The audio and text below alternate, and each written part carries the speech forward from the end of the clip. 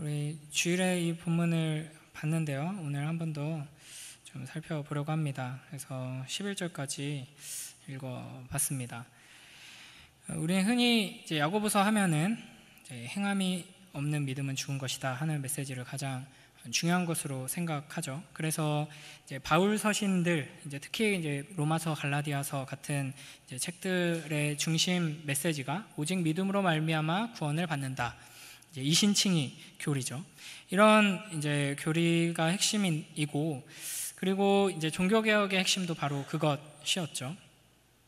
그래서 이 종교개혁자 루터는 이 야고보서를 지푸라기 서신이라고 부르기도 했습니다. 이제 그 당시에 부패하고 타락한 로마 교회에 이제 대항해서 이제 바른 복음을 이제 회복시키는 과정 속에서 제일 중요했던 메시지가 바로 이 이신칭의였던 것이죠. 이제 로마 교회가 여러 가지 우리의 공로로, 우리의 선행으로 우리가 무언가를 행해서 이제 구원을 얻어내야 한다. 믿음과 행함이 같이 필요하다. 뭐 이런 식으로 잘못된 메시지를 계속해서 전해왔기 때문에 이제 루터에게는 이신칭의 교리가 가장 중요했고, 그런 관점으로 야고보서를 봤을 때에는 이제 이신칭의의 강조점이 없으니까 이것은 이제 지푸라기 같은 성경이다. 성경이긴 한데 이렇게 뭐 있으나 없으나 그렇게 중요하지 않다. 그리고 심지어는 이제 아주 심각한 오해를 살 수 있다. 이걸 이제 강조하다 보면은 이제 다시 중세 교회처럼 이제 막 행함을 강조하는, 우리가 뭘 행해야 되는 것처럼 잘못 가르치게 될 위험이 있다. 뭐 이런 식으로 이제 생각을 한 것이죠. 물론 이제 루터 말년에는 이런 입장들을 이제 철회했습니다. 그래서 야고보서가 아주 다른 성경들과 동등하게 중요한 성경이라는 것을 인정했고요. 그리고 이제 칼빈 선생님 같은 경우는 이제 야고보서를 굉장히 중요하게 여기면서 야고보서가 이제 교회를 완성시킨다 이런 표현들을 했었는데요. 제가 이제 베드로 전후서 묵상하면서 특히 이제 베드로 전서 다루면서 공동서신 전반에 대해서 이런 말씀들을 몇 번 드렸었는데, 이제 바울 서신이 굉장히 중요하죠. 그리고 이신칭의 교리가 이제 기독교 신앙의 가장 중요한 핵심 중 하나인 것은 사실입니다. 그래서 믿음으로 말미암아 구원을 받는다는 이 복음의 핵심을 우리는 계속해서 강조해야 하고, 우리의 본성 자체가 그것을 받아들이기를 어려워하기 때문에 너는 내 자녀다, 내가 너를 선택했다, 내가 너를 불렀다, 이제 예수 그리스도의 그 공로로 네가 구원을 받았다라는 이 메시지를 들으면 그 즉시 우리는 그래서 제가 뭘 해야 될까요? 이게 나오는 게 우리의 본성이기 때문에 이제 중요하죠. 계속 강조하면서 하나님의 그 은혜에 감사하는 태도를 지니는 것이 이제 신앙생활의 가장 중요한 핵심이라고도 할 수 있습니다. 그러나 이제 이 이신칭의만 강조하다 보니까 이제 지금 현재 우리가 가지고 있는 다양한 문제들의 원인이 결국에는 다 거기에서 나오는 것이다라고 이제 파악할 수가 있습니다. 그래서 뭐 우리가 코로나 상황을 지나면서 한국 교회의 민낯이 뭐 드러났고, 사실은 뭐 코로나가 아니어도 뭐 계속 이제 드러나고 있었고 이제 드러나고 있죠.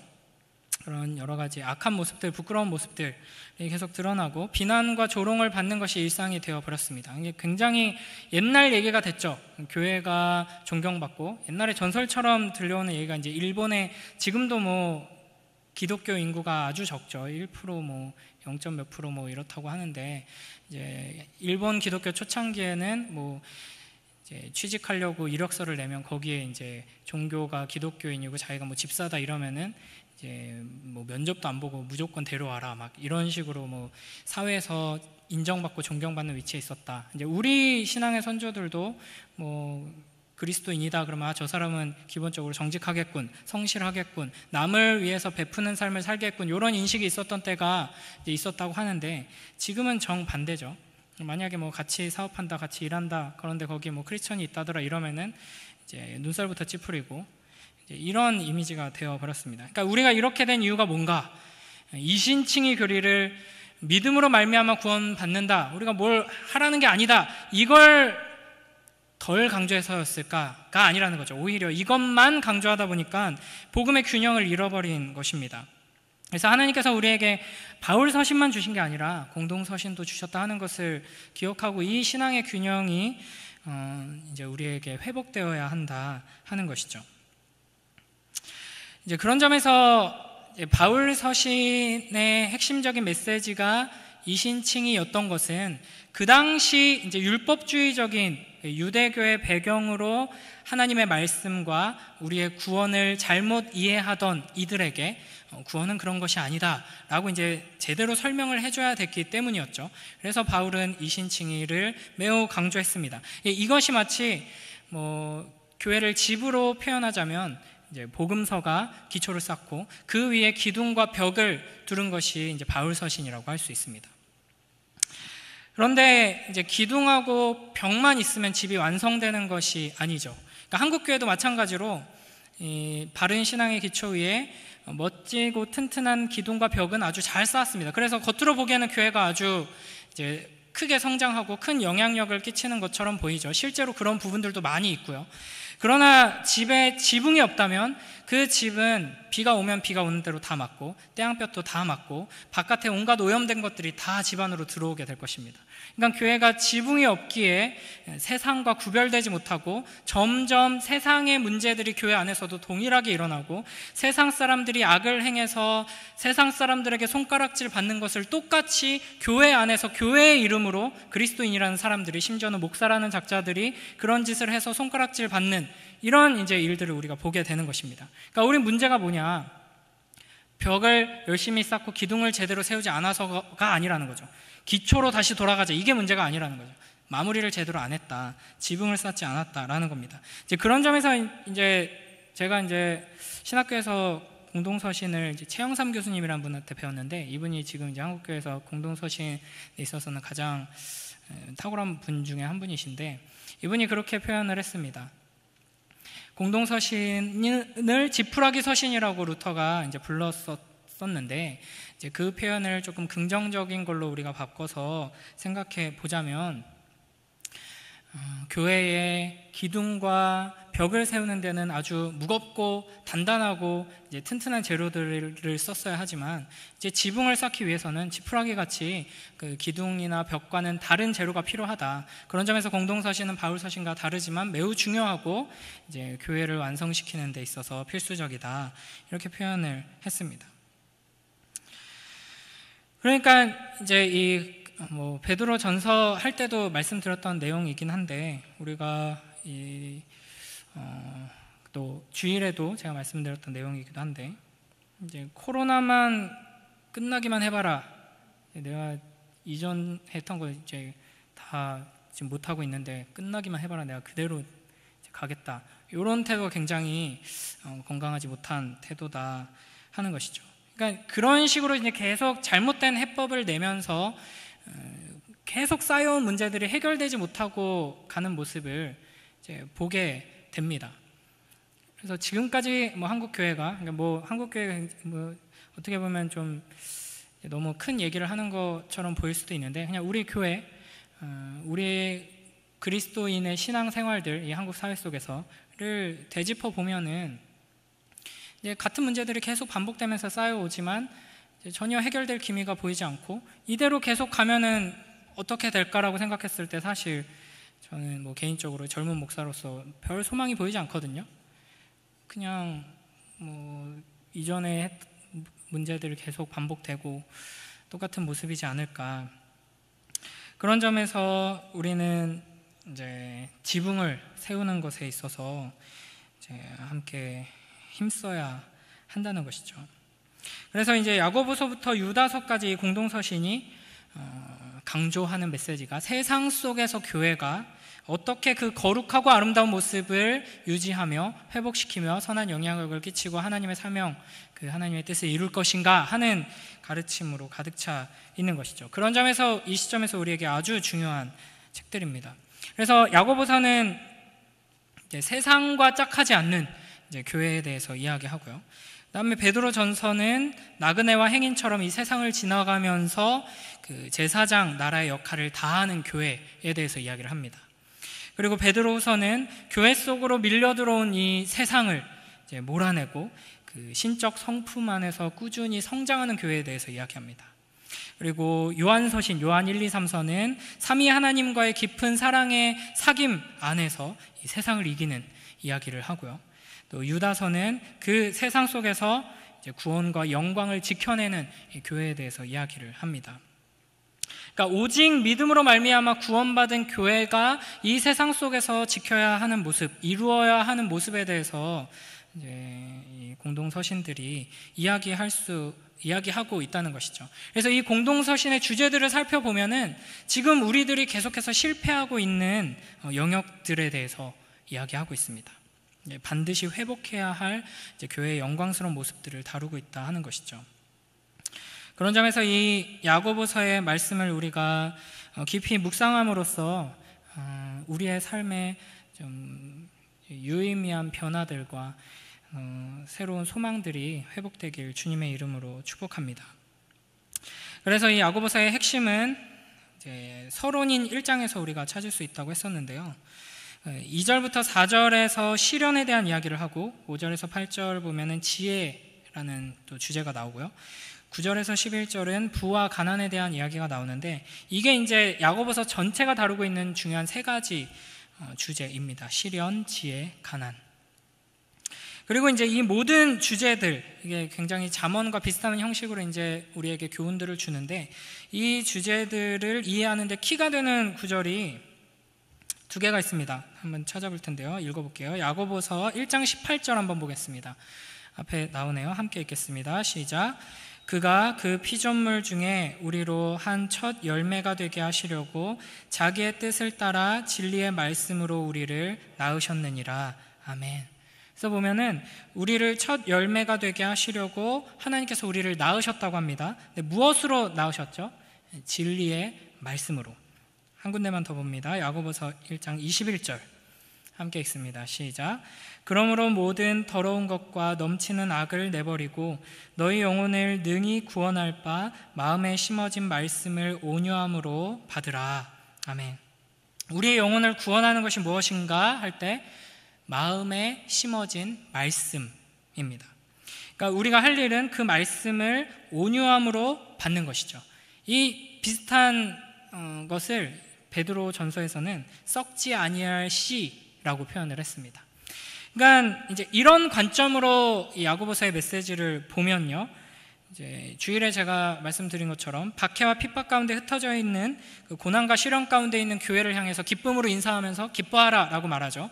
왜냐하면은 그 고난이, 그 시련이, 시험이 이제 믿음의 시련으로 하나님의 테스트, 이고 연단의 과정이기에 하나님께서 그 속에서 인내하게 하실 것이다. 그리고 그 인내로 그 테스트를 다 거치면 끝나면 너희는 이제 온전한 자가 된다. 이렇게 이야기를 합니다. 그러면서 이제 기뻐하라 말하고 그 인내를 온전히 이루라라고 이야기를 하죠. 그러니까 이게 이제 방금 읽었던 18절, 21절의 이런 메시지들을 중심으로 해서 그 관점으로 보면은 인내를 이루라, 이게 내가 해내야 되는 어떤 것을 말하는 게 아니라는 거죠. 주께서 우리 안에 심으신 그 말씀이 우리로 하여금 인내하게 한다. 그러니까 기뻐해라 라는 메시지인 것입니다. 이제 그런 점에서 이제 바울 서신들이 가지고 있는 믿음으로 말미암아 이제 구원을 받은 자들에 대한 강조점이 야고보서에서도 동일하게 있다는 것이죠. 그래서 우리 에베소서 1장 3절에서 6절 말씀 한번 읽어보겠습니다. 시작. 찬송하리로다. 하나님 곧 우리 주 예수 그리스도의 아버지께서 그리스도 안에서 하늘에 속한 모든 신령한 복을 우리에게 주시되 곧 창세전에 그리스도 안에서 우리를 택하사 우리로 사랑 안에서 그 앞에 거룩하고 흠이 없게 하시려고 그 기쁘신 뜻대로 우리를 예정하사 예수 그리스도로 말미암아 자기의 아들들이 되게 하셨으니 이는 그가 사랑하시는 자 안에서 우리에게 거저 주시는 바 그의 은혜의 영광을 찬송하게 하려는 것이라. 아멘. 그래서 여기서도 야고보서의 본문과 비슷한 표현들이 등장하죠. 거룩하고 흠이 없게 하시려고 그 기쁘신 뜻대로 우리를 예정하시고 예수 그리스도를 통해서 우리를 이제 구원하신다 하는 이야기를 하고 있습니다. 그러니까 이 이야기를 하는 그 맥락과 야고보서에서 야고보 사도가 이제 이야기하는 맥락이 동일하다 하는 것이죠. 하나님께서는 우리를 사랑하셔서 우리를 선택하시고 부르시고 이끄셔서 이제 온전하고 구비하여 조금도 부족함이 없게 하려 하시는 것입니다. 하나님 앞에서 거룩하고 흠이 없게 하려고 하시는 것이죠. 그리고 여기서 온전하고 부족함이 없다, 거룩하고 흠이 없다 하는 말은 이제 구약 율법의 맥락에서 보면은 하나님께 드려질 제물로서 합당하다 하는 뜻을 가지고 있습니다. 로마서 12장 1절 2절도 함께 읽어볼까요? 시작. 그러므로 형제들아, 내가 하나님의 모든 자비하심으로 너희를 권하노니 너희 몸을 하나님이 기뻐하시는 거룩한 산 제물로 드리라. 이는 너희가 드릴 영적 예배니라. 너희는 이 세대를 본받지 말고 오직 마음을 새롭게 함으로 변화를 받아 하나님의 선하시고 기뻐하시고 온전하신 뜻이 무엇인지를 분별하도록 하라. 아멘. 그래서 로마서에서 이 산 제물은 우리의 삶으로 드리는 예배를 말하죠.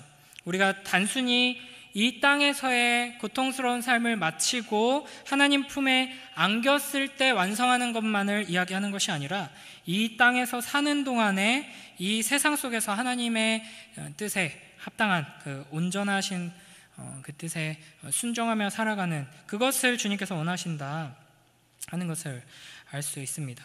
그러니까 이제 이것을 또 야고보서와 연결을 하면은 주께서 우리에게 시련을 주시는 이유는 완성해서 천국에 합당한 자로 두려고 이제 바로 거기로 건너뛸 것이 아니라 시련을 거치면서 이 땅 가운데서 하나님께 예배를 드리는 자, 하나님께서 기뻐 받으시는 그 참된 예배를 드릴 수 있게 완성하시려고 우리에게 시련을 주신다라고 또 볼 수 있는 것이죠.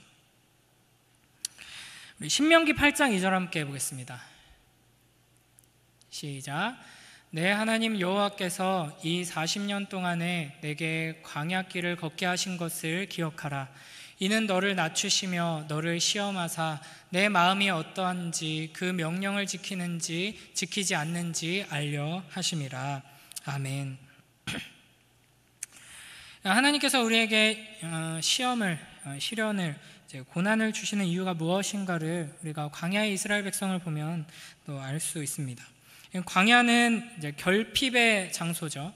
또 죽음의 공간입니다. 그래서 인간의 한계를 시험하는 장소라고 할 수 있습니다. 그래서 하나님을 의지하지 않고서는 살아갈 수 없는 상황 가운데로 하나님께서 부르셔서 하나님을 바라보고 의지하는 그 훈련을 시키신 것이죠.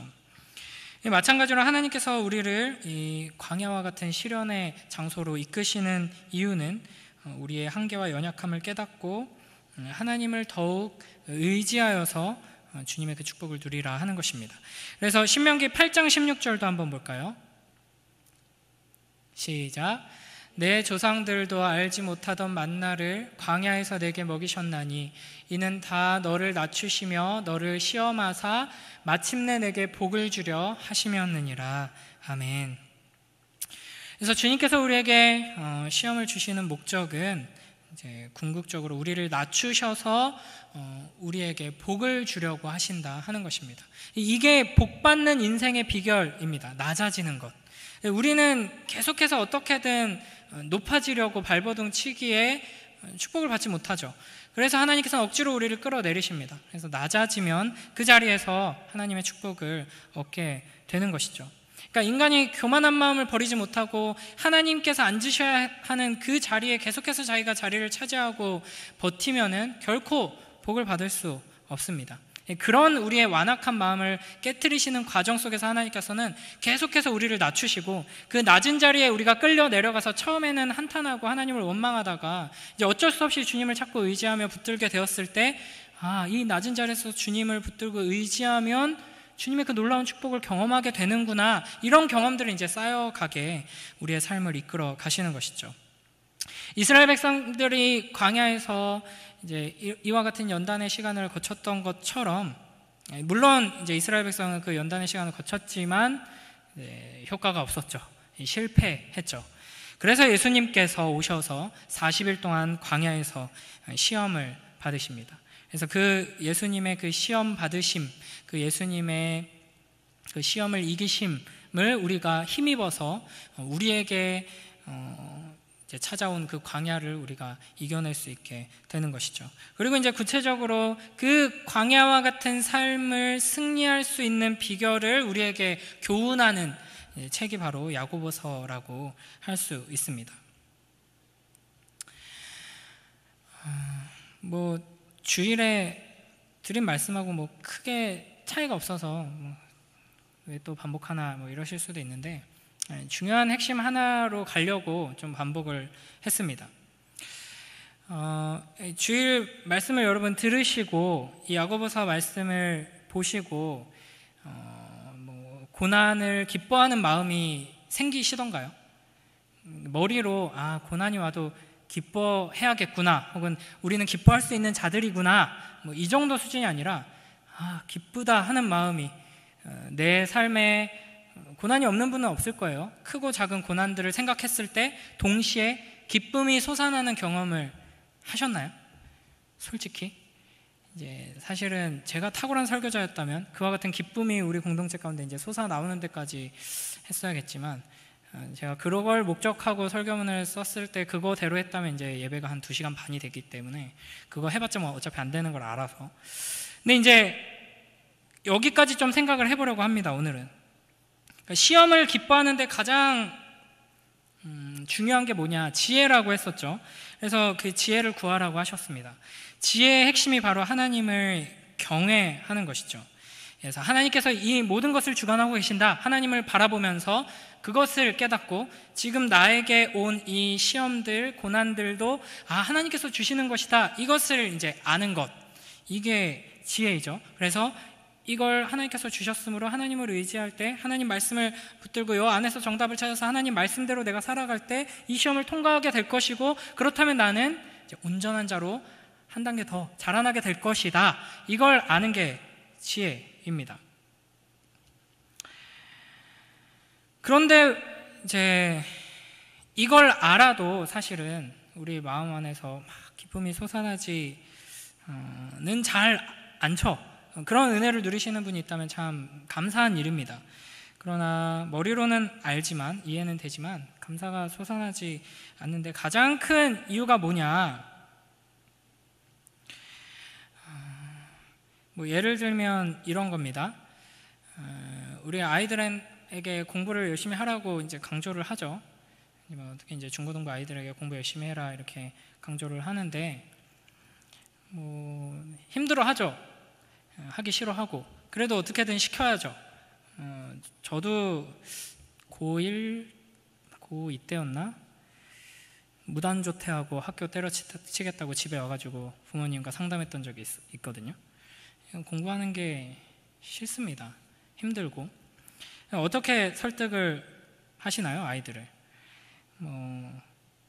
이제 너 지금 공감을 해줘야죠. 너 지금 학교 다니고 시험 공부하고 학원 다니고 문제 풀고 이런 거 다 힘들지, 어렵지, 다 안다. 그런데 너에게 이걸 하라고 요구하는 것은, 이 모든 과정들은 결국에는 네가 온전하고 구비하여 조금 더 부족함이 없는 생기부를 만들기 위해서다. 그래야지 네가 서울대학에 들어갈 수 있다. 이런 식으로 이제 설득을 할 거예요. 근데 만약에 서울대가 보장되어 있어요. 이걸 이제 엄마 아빠 말 잘 듣고 선생님 말 잘 들어서 공부 열심히만 하고 인내만 잘 하고 견뎌내기만 한다면 서울대가 보장되어 있다 라고 하면 어떨까요? 기쁠까요? 아니요. 문제가 뭔지 아세요? 난 서울대 가고 싶지 않은데요, 엄마? 나 의사 되고 싶지 않은데요? 나 검사 되고 싶지 않은데요? 이게 문제거든요. 원하지 않아요. 자기가 원하는 거면 기쁘겠죠. 기쁨으로 인내할 수 있겠죠. 근데 전혀 원하지 않습니다. 그러니까 문제는 뭐냐면, 하나님께서 우리에게 약속하시는 온전함, 생명의 면류관, 부족함이 없게 하겠다, 너를 통해 내 영광을 드러내겠다라는 말을 들었을 때 솟아나는 감격이 없기 때문에 인내가 와도 기뻐하지 못하는 것이죠. 근데 흥미롭게 이제 우리가 어떻게 여러 가지 시험을 당해도 기뻐할 것인가에 대한 이제 이 주제에 대한 해답이 오늘 묵상 본문이었던 잠언 31장, 잠언의 마지막 부분에서 좀 힌트를 발견할 수 있습니다. 다들 오늘 묵상을 하셨는지 모르겠는데 잠언의 마지막 부분이었어요. 현숙한 여인에 대한 이야기가 이제 등장했습니다. 근데 쭉 읽어보면은 어마어마합니다. 가정을 잘 돌보고 옷을 지어 입히고 음식을 잘 차리고, 그리고 이제 좀 부잣집이에요. 그 종들한테 일도 잘 분배시키고 종들도 잘 먹이고, 심지어는 밖에 나가서 이제 물건을 사와가지고 또 이제 물건을 만들고 상업 활동까지 합니다. 사업까지 그 여자가 해요. 그리고는 이제 뭐 더 나아가서 땅을 사고 그 땅을 일궈가지고 포도밭을 만들고 이런 이제 보통의 남자들이 해야 하는, 그것도 아주 능력 있는 남자들이 할 법한 일을 이 여인이 다 합니다. 지금으로 치면은 뭐 가정도 잘 돌보고 자녀도 잘 키워내고 사업도 잘하고 사회에서도 평판이 높은 거의 이제 슈퍼우먼이라고 할 수 있는데, 이제 이걸 보면서 이제 하나님께서는 우리에게 뭘 말씀하시는 걸까요? 그러니까 자매들에게 너희가 이 정도가 돼야 한다, 그리고 형제들에게 너희가 이런 아내를 만나야 한다, 이제 이러면 이제 아무도 결혼을 못 하죠.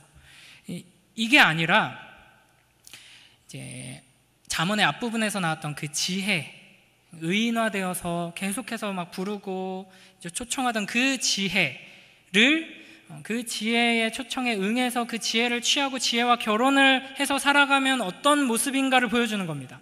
이제 그런 점에서 봤을 때 이 현숙한 여인은 지혜고 그리스도고 주님이라고 할 수 있는 것이죠. 그러니까 주님께서 우리에게 어떻게 일하셔서 잠언에서 하나님 말씀대로 지혜롭게 살면 장수하고 성공하고 형통하고 칭찬받고 건강하고 이렇다고 이제 얘기했잖아요. 그게 어떻게 이루어지느냐? 하나님의 그 말씀을 따라서 지혜로운 삶을 살면 내가 이제 능력이 생기고 기술이 생기고 돈이 생기고 힘이 생기고 인맥이 생기고, 단순히 이런 게 아니라 그리스도께서 나를 위해서 행하시는 일의 유익을 이제 내가 누리는 삶을 살게 되는 것. 이 장면을 지금 잠언의 마지막에서 보여주는 것이죠. 근데 이제 여기서 끝나버리면 안 되고, 이 현숙한 여인을 보면서 우리는 이제 사랑에 빠져야 되는 겁니다. 잠언이 말했던 게 계속 그거거든요. 지혜의 여인을 보면서 그 음란한 여인의 그 화려한 모습, 막 달콤한 유혹에 넘어가지 말고 지혜의 여인이 너희를 부르는 모습을 보고 지혜의 여인과 사랑에 빠지고 지혜의 여인과 결혼해서 평생을 함께 살아라 라는 겁니다. 그러니까 중요한 건 우리 마음이 움직여야 돼요. 우리 마음이 지혜의 여인을 보고 너무 사랑스럽다, 너무 아름답다, 너무 좋다. 그리고 나서 그 다음 단계로 생각해 보면은, 기본적으로 성경에서 하나님과 교회, 그리스도와 교회의 관계를 이야기할 때 신랑과 신부로 이야기를 하죠. 그리스도가 신랑이고 우리가 신부입니다. 그래서 이 현숙한 여인을 보면은 신랑은 하는 일이 별로 없고 그냥 신부를 아주 신뢰하고 믿고 사랑하면서 신부 덕분에 얻은 그 명예를 가지고 온 땅의 이제 장로, 지도자가 돼서 성문에서 다스리고 있습니다. 그럼 이게 그리스도께서 우리를 위하여 하시는 일로도 읽을 수 있지만, 그 다음 단계로 보면은 우리가 하나님의 말씀대로 순종함으로써 탁월한 삶을 살아갈 때 우리를 통해 하나님께서 영광 받으시는 장면으로 또 읽을 수도 있는 것이죠. 그러니까 이 안에서 우리는 하나님의 놀라운 사랑을 발견하게 되는 겁니다. 우리는 결코 이렇게 현숙한 여인이 될 수 있는 자격이 없죠. 죄인입니다. 현숙한 여인을 알아보지도 못해서 이제 음란한 여인을 따라가는 어리석은 존재들임에도 불구하고, 그런 우리를 결국에는 부르셔서 너희를 이와 같은 자로 삼겠다라고 말씀하시는 게 이제 하나님의 메시지라고 할 수 있습니다. 호세아서에서 그랬던 것처럼 이 음란한 여인을 거룩한 신부로 삼겠다. 이스라엘을, 그 하나님을 배반하고 하나님 말씀에 불순종하고 반복적으로 죄를 지으며 우상숭배를 했던 그 음란한 이스라엘을 끝까지 포기하지 않으시고 이끄셔서 결국에는 그를 위해서 온갖 희생을 다하시죠. 하나님의 그 이름이 짓밟히고 그 아들이 죽임당하고 그 모든 과정을 거쳐서 결국에는 이 흩어진 12지파라고 불리는 이제 영적인 이스라엘을 지금 이 자리에 완성해 놓으셨습니다. 그리고 우리를 어디까지 끌고 가기를 원하시냐? 이쯤 하면 됐다. 너희들 지금 비록 흩어져버린 양떼처럼 이 세상 속에 흩어져가지고 이렇게 살아가고 있지만, 내가 여기까지 오느라 진짜 고생했는데 이 정도면 내가 충분히 만족한다. 결코 이러지 않으시고요. 우리에게 요구하시는 수준이 바로 이 현숙한 여인 정도까지 우리에게 요구하신다는 것이죠. 그러니까 이 하나님의 메시지를 받았을 때 이제 합당한 우리의 반응은 뭐냐면 감격. 내가 나를 감히 하나님께서 이렇게까지 사랑하신다고, 나를 여기까지 부르신다고 하면서 이제 감격해야 하는 것이죠.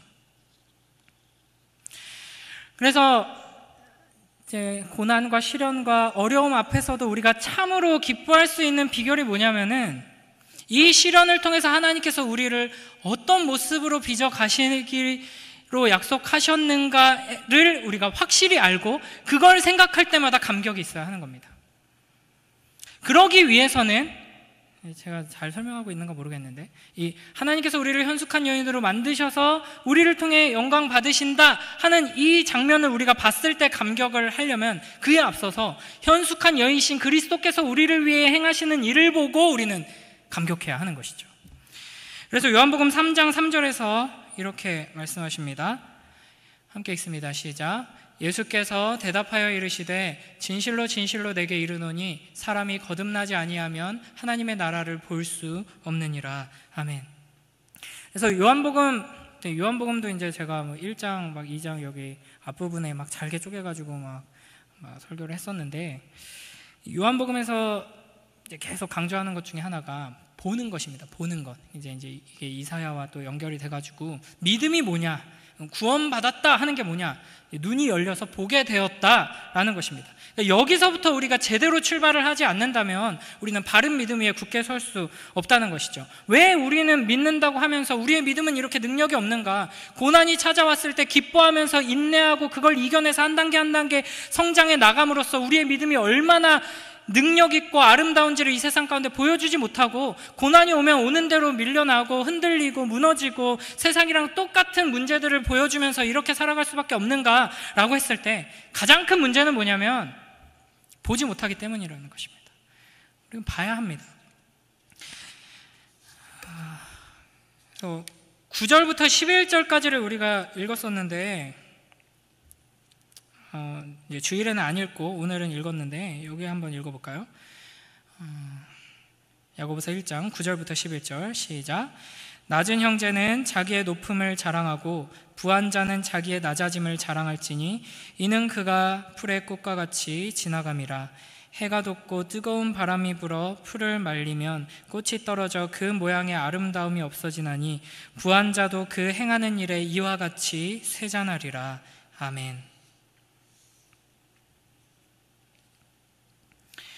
그래서 이제 생뚱맞게 부한 자와 가난한 자의 이야기가 등장하는 것처럼 보이는데, 이게 이제 우리의 시선이 어디에 있어야 하는지를 분명히 알려주는 것입니다. 주님께 지혜를 구함으로써 지혜를 얻은 자, 그래서 이제 시련을 믿음의 시련으로 받고 믿음 안에서 인내하는 삶을 살아가는 자가 어떤 태도를 가지게 되는지를 보여주는 것이죠. 이 세상은 낮은 자를 경멸하지만 우리는 그 세상의 손가락질에 결코 흔들리지 않는 자가 되는 겁니다. 이 세상은 높은 자를 지켜 올려 세워주고 높아져야 한다고 이야기하지만 그 흐름에 우리는 흔들리지 않는 자가 되는 것이죠. 왜냐하면 우리는 이미 영광의 자리에 있기 때문입니다. 우리는 믿음의 눈을 들어서 하나님 보좌 우편에서 영광 중에 계신 예수 그리스도를 바라보고 살아가기 때문입니다. 그리고 내가 바로 이미 그 자리에 있다는 것을 알기 때문입니다.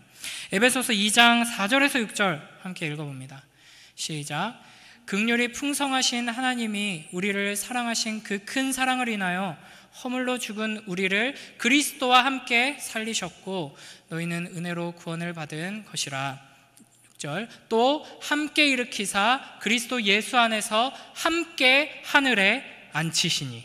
아멘.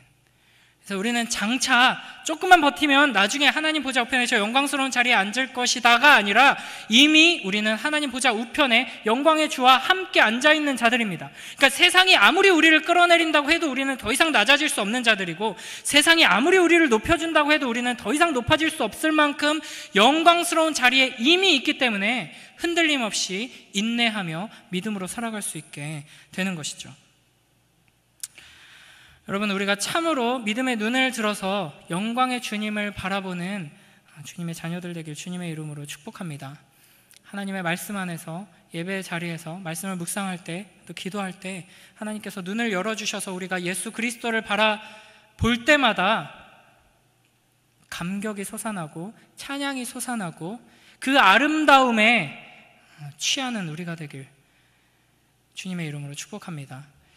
제가 제 아내를 볼 때마다 이렇게 막 매번 다시 사랑에 빠져서 이 결혼 생활을 지속할 수 있게 되는 것처럼 말씀을 펴서 주님 예수 그리스도를 볼 때마다 계속 사랑에 빠져야 하는 겁니다. 그러니까 우리의 믿음이라는 것은 과거의 어느 순간에 말씀을 들었고 그래서 난 믿었다, 그래서 이제부터 나는 그리스도인이다 해서 되는 것이 아니라, 요한복음에서도 그렇고요, 성경에서 믿는다 하는 것은 계속 믿는 걸 말하는 겁니다.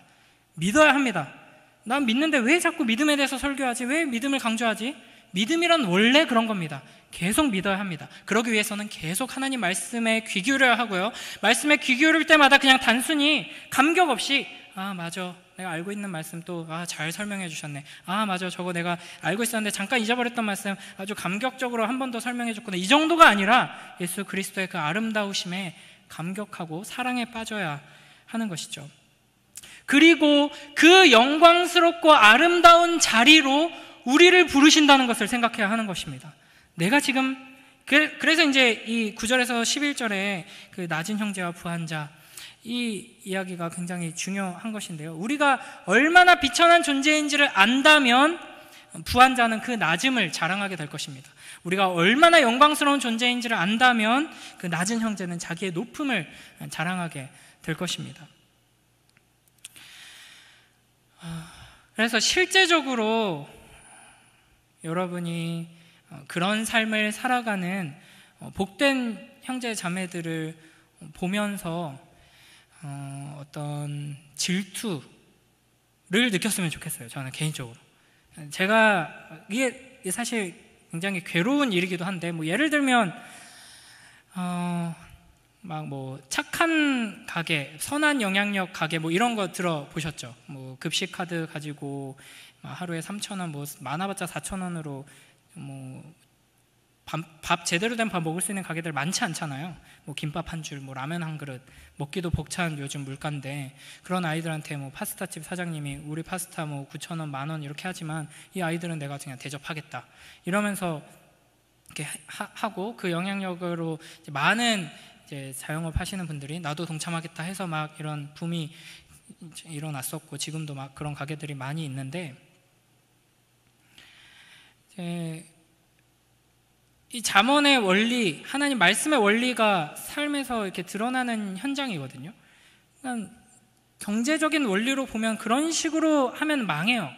그래서 그런 인터뷰들 이제 찾아보시면 뭐 치킨집 얘기도 있고 뭐 파스타집 이야기도 있고 많은데, 이거 계산기를 두드려 봤을 때 이렇게 해서 애들이 많이 오고 계속 내가 주면 이거 끝까지 할 수 있을까라고 했을 때 확신이 없이 다들 시작했습니다.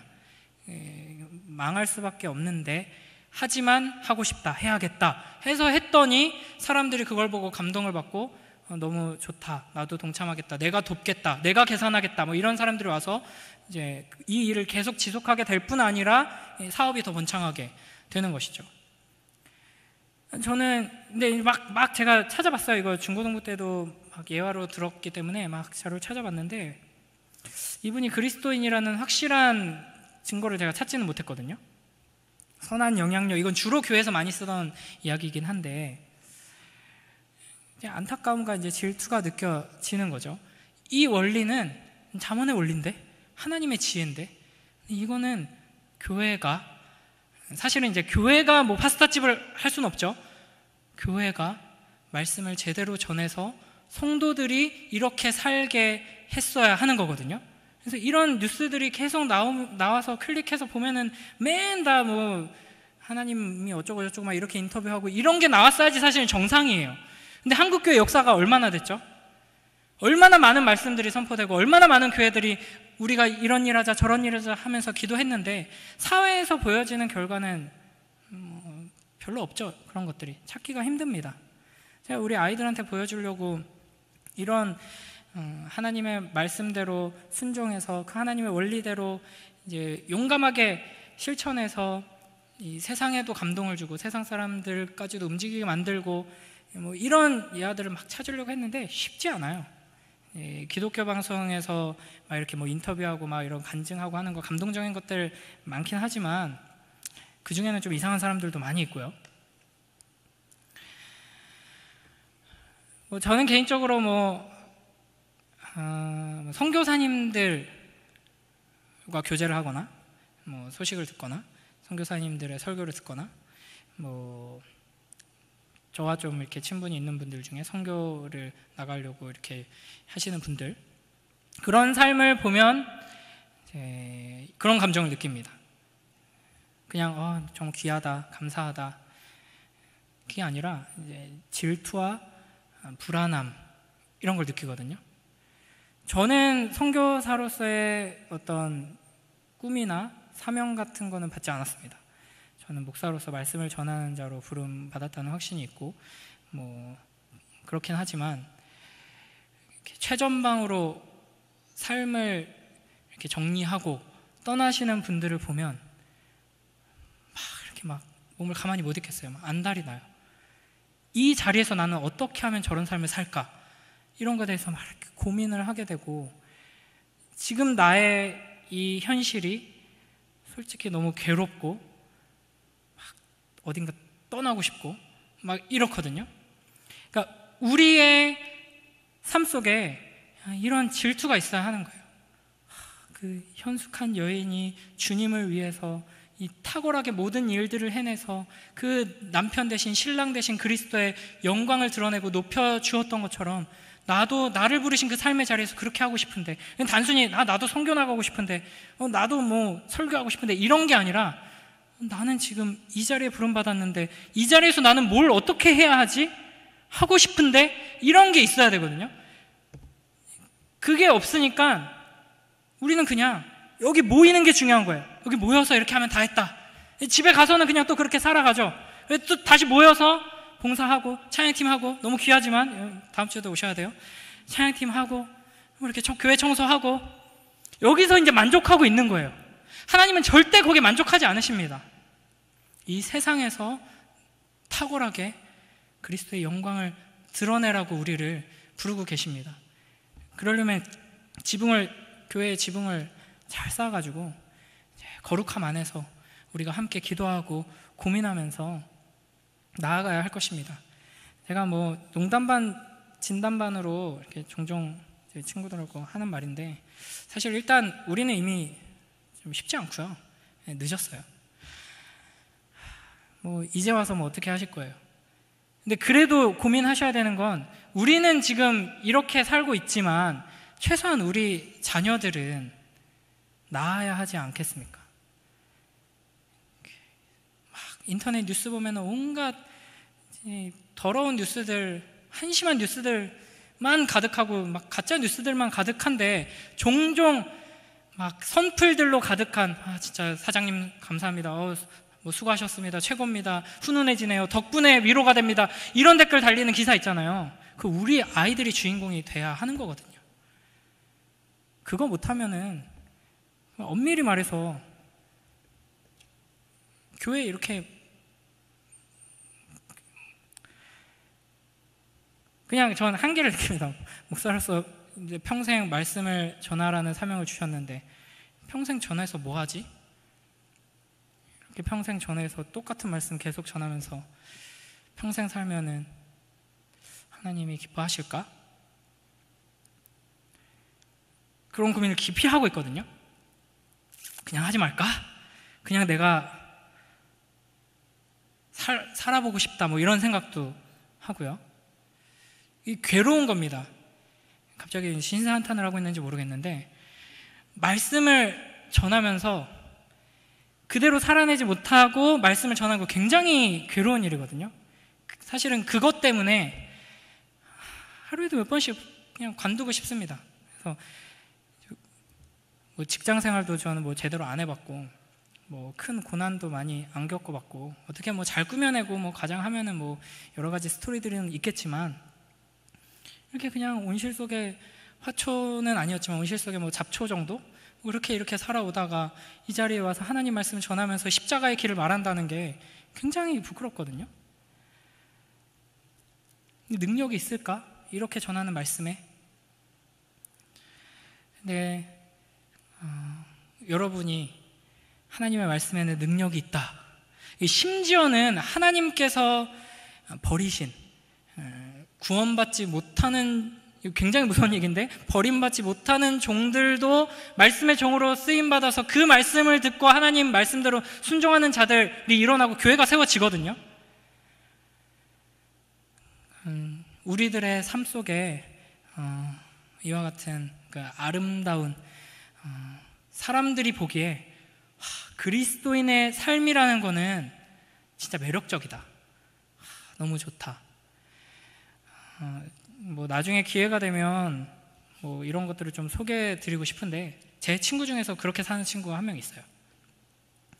그래서 뭐 그냥 카페 사장인데 안 믿는 사람들이 이렇게 위로가 되는 관계는 처음이다.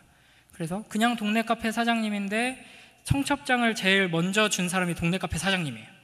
뭐 신앙 얘기를 하고 뭐 거기다가 뭐 십자가를 붙여놓고 이런 게 아니라 그냥 몰라요. 그 사람들은 그냥 좋은 동네 카페 사장님인데 그 주님의 마음을 품고 커피를 만들고 손님들을 대하다 보니까 사람들이 위로를 받고 그 관계를 맺는 거에서 기쁨을 느끼게 되고, 그 카페를 운영하는 그 사장님 부부의 삶과 그 카페의 존재가 참 매력적이다, 이런 걸 느끼면서 사람들이 막 몰려들어요.